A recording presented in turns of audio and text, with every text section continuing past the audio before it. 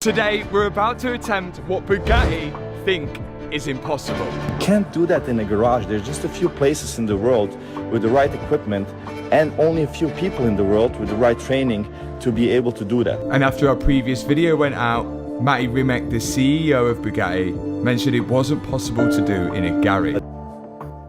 For 30 years, Bugatti controlled one thing more carefully than its cars, the story of its cars. Who owns them?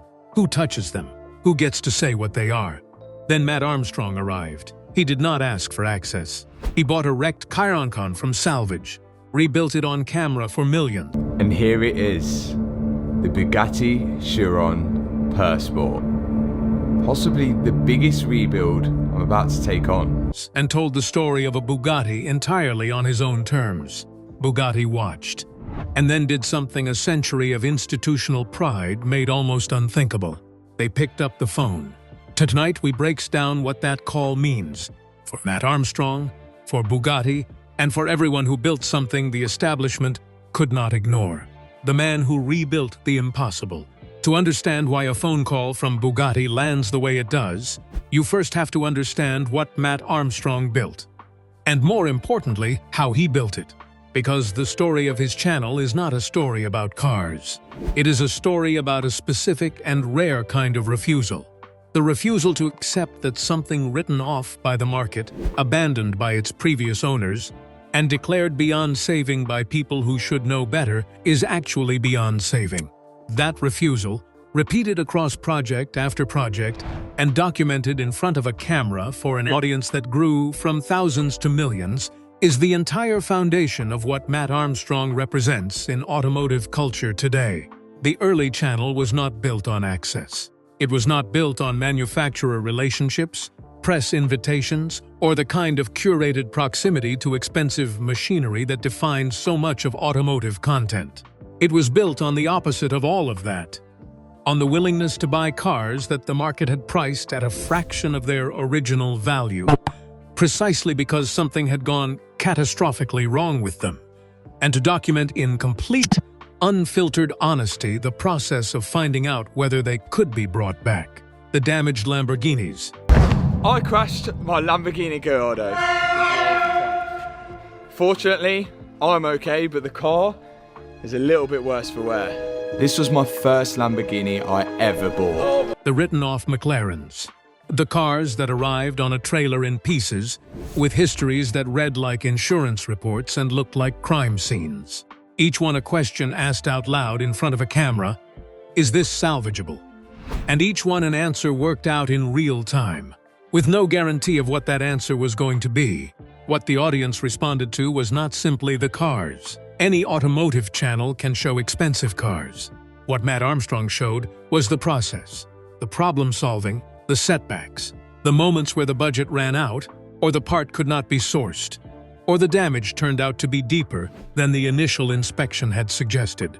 The authenticity of those moments, the camera running when things went wrong as well as when they went right, was the thing that separated his content from the polished, manufacturer-approved automotive media that had defined how these cars were presented to the public for decades. Here was someone who was not being handed access. He was buying access at salvage prices with his own money and documenting every consequence of that decision without a safety net. The growth that followed was not accidental. It was the direct result of an audience that recognized something genuine when they encountered it. The millions of subscribers who found Mat Armstrong's channel did not arrive because an algorithm served them a perfectly optimized thumbnail, although the thumbnails are very good. They arrived because someone told them about a creator who bought a wrecked Bugatti, or a destroyed Lamborghini, or a flooded McLaren, and actually fixed it, actually drove it, actually delivered on the promise that the wreck on the trailer in the opening shot was going to become something worth watching by the final frame. That delivery, consistent across years of content and dozens of projects, is what transformed a YouTube channel into a cultural institution within the automotive creator world. And here is the thing about building that kind of institution from salvaged machinery and documented honesty. It puts you on a collision course with the manufacturers whose cars you are salvaging. not because what you are doing is wrong, but because what you are doing is visible. Every restoration Mat Armstrong completes and uploads is a piece of content that will be watched by more people than most automotive press outlets reach in a month. Every car he buys from the damaged and written-off market is a car whose story he now controls. An opportunity arose for me to be able to buy and rebuild a car I never thought I'd own. We're winning. We're winning. With multiple flights, Not the manufacturer's press office, not the authorized dealer network, not the carefully curated ownership narrative that luxury brands spend considerable resources managing. His story, his footage, his audience. Mat Armstrong's world and Bugatti's world were always moving toward each other. The only question was always going to be how the collision happened. And who picked up the phone first. The brand that controls everything. To understand the full weight of what it means that Bugatti made this call, you have to understand what Bugatti actually is, and what Bugatti has always been. Because Bugatti is not simply an automotive manufacturer in the conventional sense of that term. It is an institution, a century-old exercise in the belief that the most extraordinary machines in the world should be surrounded by the most carefully controlled context in the world. That the car and the story of the car and the person who owns the car are all part of a single, curated experience that the manufacturer has both the right and the responsibility to manage. Enter Bugatti understood this before anyone in the automotive world had developed a formal language for brand identity. The cars he built in Molsheim in the 1920s and 30s were not simply the fastest or the most technically sophisticated of their era. Although they were frequently both, they were objects with a specific cultural weight attached to them, a weight that came from the deliberate, uncompromising standards applied to every aspect of their creation. Bugatti did not sell cars to everyone who could pay for them. He sold cars to people he considered worthy of them. A distinction that sounds aristocratic because it was aristocratic. And a distinction that the modern Bugatti has inherited and institutionalized in ways that make it the most exclusive ownership experience in contemporary automotive culture. The Veyron era brought that philosophy into the 21st century with the resources of the Volkswagen Group behind it. Bugatti is one of the many brands of cars owned by German auto major Volkswagen, costing upwards of millions of dollars. Bugatti cars are known for their design, beauty, and fast speed. Here was a car that cost more than 1 million euros at launch, that was produced in quantities measured in the hundreds rather than the thousands, and that was surrounded by an ownership experience designed to communicate at every point that the person driving it had been admitted to something that very few people on Earth would ever access. The approved dealer network, the factory visits, the relationship management that Bugatti maintains with its owner community, with an intensity that no other manufacturer matches. These are not simply commercial practices. They are the expression of a brand philosophy that treats the identity of its owners as part of the product itself. And then there is the secondary market, the aspect of Bugatti's brand management that is most relevant to understanding what Mat Armstrong represents as a figure in the automotive world. Bugatti has historically been one of the most proactive manufacturers in the world when it comes to monitoring and influencing what happens to its cars after the first sale. The documented reality of how the company has approached, damaged, salvaged, and written off Chirons and Veyrons is that manufacturer involvement in the fate of those vehicles does not end at the point of original sale. There are documented cases of Bugatti making clear its position on whether salvaged examples should be restored, by whom, and to what standard.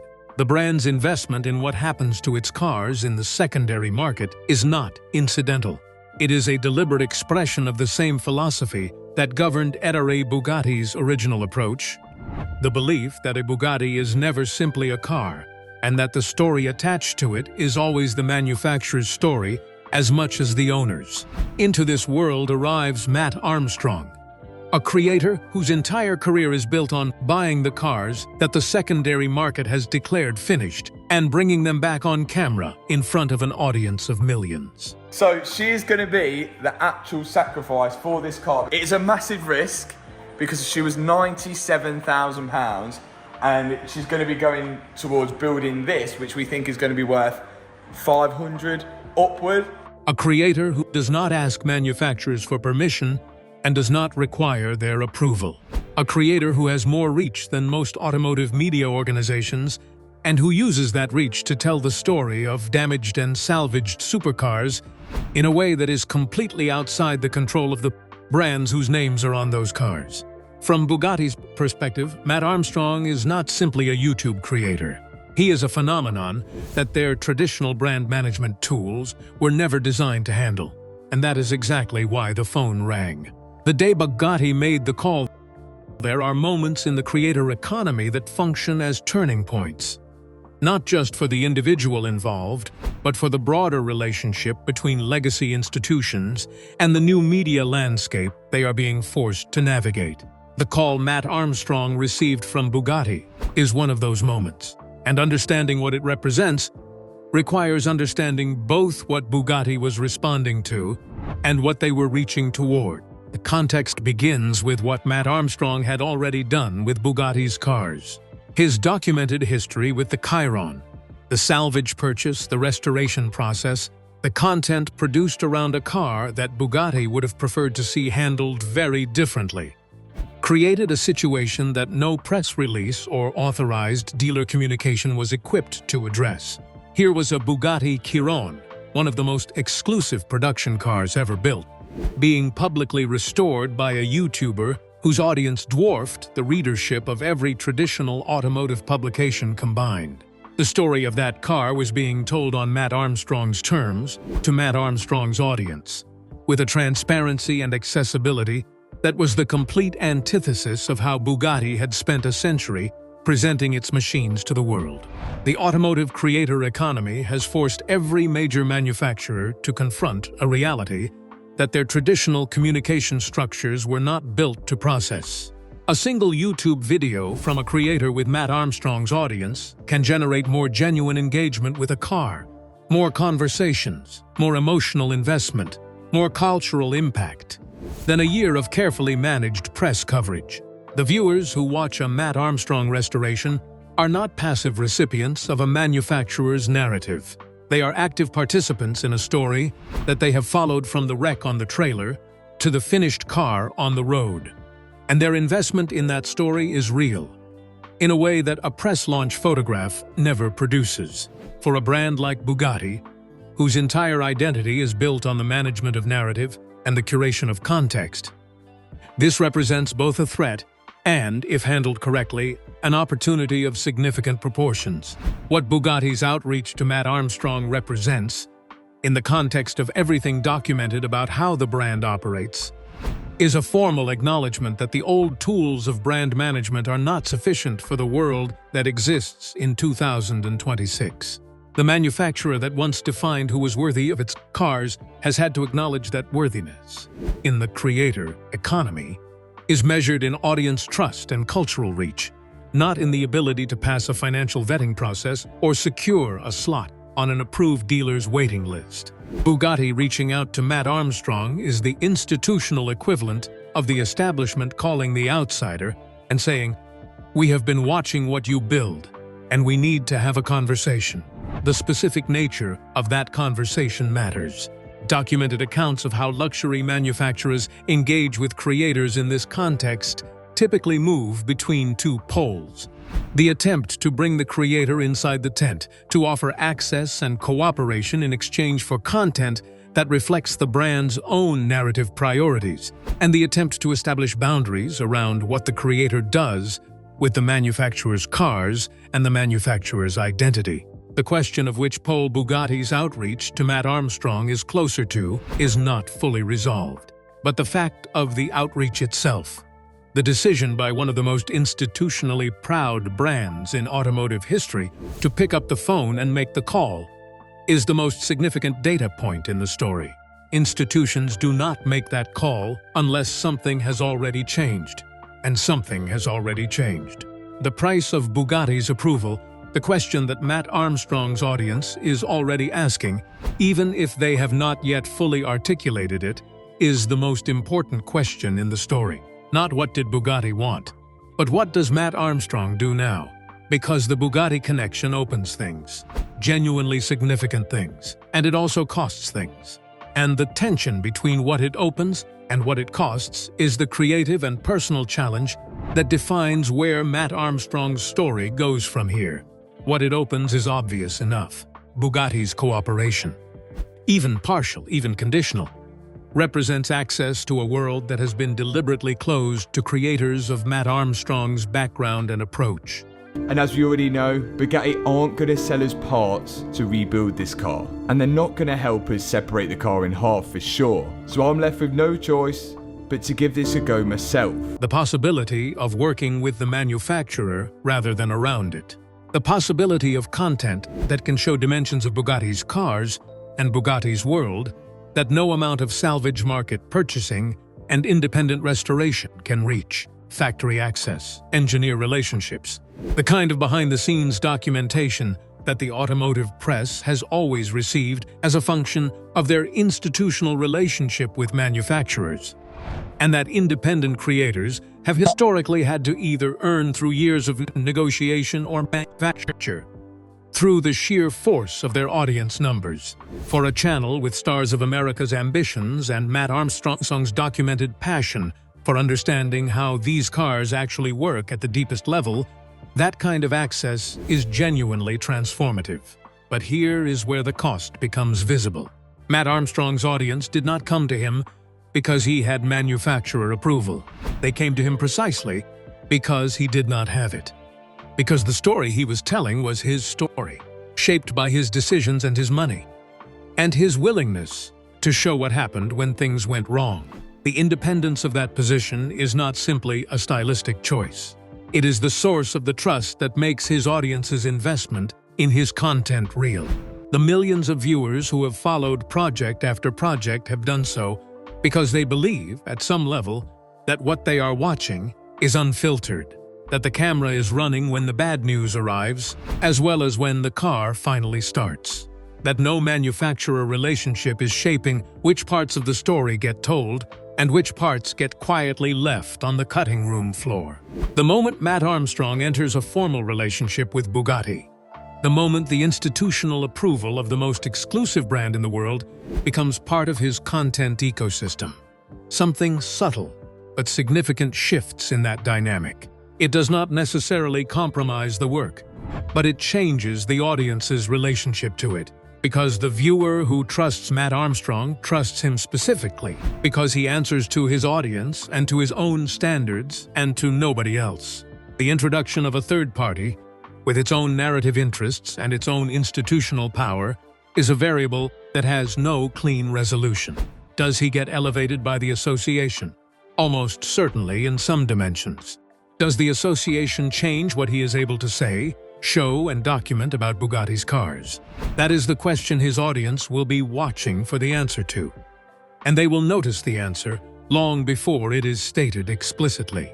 What Mat Armstrong does next is genuinely one of the most watched decisions in automotive content, not just by his audience, but by every creator in the space who has ever wondered whether the call from the institution would eventually come for them, and what the right answer to it looks like.